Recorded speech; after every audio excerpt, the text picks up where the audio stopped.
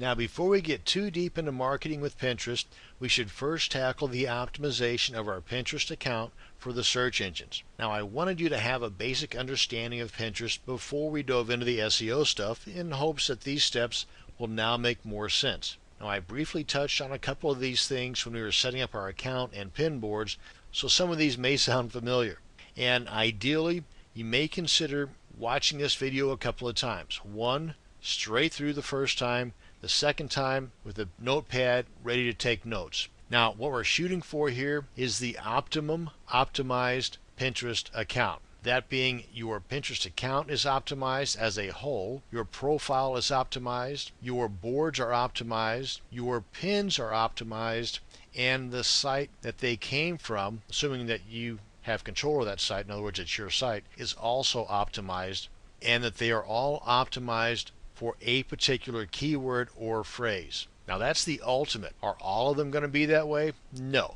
But you should shoot for perfection, even though you know you're probably never going to get there. In a perfect world, your Pinterest account will be for one particular topic. Of course, you can also have a Pinterest account that is kind of a general account, and on that Pinterest account you have many boards. Each board is optimized for a particular niche. In other words, on one Pinterest account you have a board for your Matchbox cars, you have a board for your kitchen gadgets, you've got another board for your gardening interest, and so on. And on those boards, among other things, you'll have your marketing pins. That's one way to do it. The ultimate, and probably maybe not the best, but the ultimate way would be to have a Pinterest account totally for your Matchbox cars, a Pinterest account totally for your kitchen gadgets, a Pinterest account totally for your gardening topics. So with that in mind, we're going to stick with the idea of having a Pinterest account for one particular item and going from there. This particular Pinterest account is going to be just for gardening. With that thought in mind, we have our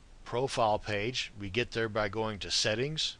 We want to make sure that our username is keyword specific. What I've seen some people do, and I don't agree with it, but it's totally up to you how you want to handle this. They even use their first name and last name as part of the keyword enrichment of their Pinterest account. In other words, they may have their first name as garden and their last name as gadgets. I'm not for that, because you have to consider also that Pinterest, like Facebook and Twitter, is a social machine. If somebody comes to your page and they see that your first and last name is Garden Gadgets and not so much a real person, then that could easily turn them off. I mean, it would me, but that's just me. So I would rather stick with the personable part of the first and last name, but again, that's an option you can choose to do. Under the About section, and we touched on this pretty heavily when we created our profile in the first place, but definitely here you want to consider keyword-rich items when putting in your About section. And while I'm on the topic of keywords, if you're not familiar with what a keyword is, basically it's the word that or phrase that somebody would type into the Google or the Bing box or this search box here to try to find something related to that word or phrase. And you want to try to anticipate what somebody that might be looking for your stuff, what they would type in that box, and use those keywords throughout your Pinterest account, your About section, your boards, your pins, and even your website. A good tool to use, and there's several of them out there, free and premium, but a great one to use is from our buddies over at Google, and it's the Google Keyword Tool. And it's this top guy here. If you type in Keyword Tool, and the first time you come to this page, it might ask you for a little captcha image entry, but for the most part, you want to just type in one word or phrase per line, and I want to check this box here, so I'm only going to get results or ideas closely related to my search term. Click on search, boom. I've got a boatload of ideas that I can work with here.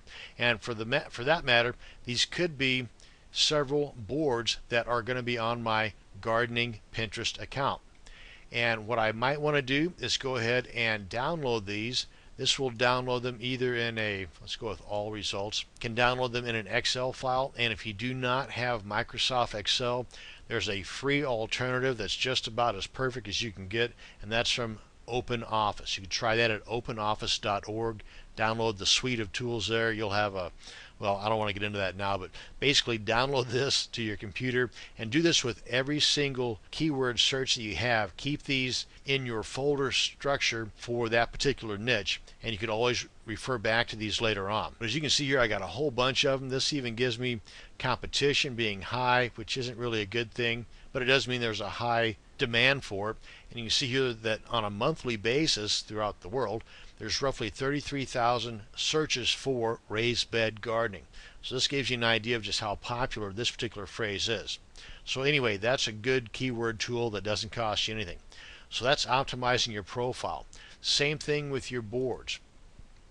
You want to go through and whenever you create or just edit the board, make sure the title is keyword rich, the description is keyword rich, the proper category is chosen, and any pins that you put in there, make sure that the description and the comments that you put in there are keyword rich as well. Now, as far as getting to the site that they come from, assuming of course that the site is yours, because you have no control over somebody else's site, but using WordPress as an example, which is 99% of all of my websites, this particular image is on a page that is titled Color Equals Nutritious. And I've got my WordPress site set up so that the title of my post is in the URL. So this URL is also optimized, which can easily be optimized to match those keywords or keyword phrases of my pin, of my board, and of my Pinterest account. Now, how I do this, because it's not set up that way by default, using again WordPress as an example, you would come into your dashboard area, and this is not a video tutorial on WordPress, so I'm assuming at this point you have some clue as to how WordPress works, but if not, there's plenty of tutorials online to figure this stuff out. But you want to go into your dashboard area, go to settings, go to permalinks, and choose post name, because by default, well, this is the one that's chosen, and this is by all means not optimized whatsoever for what we're looking for. Post name, checking that box right there, click on Save Changes, and that will allow this to take place.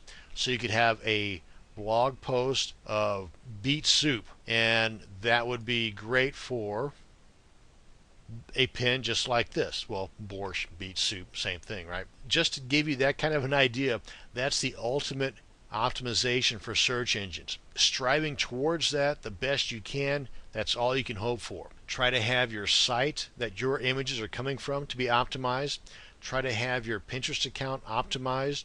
Try to have your profile optimized, your boards optimized, and your pins optimized, and you'll be doing just fine and dandy, especially when it comes time to using your Pinterest account for marketing.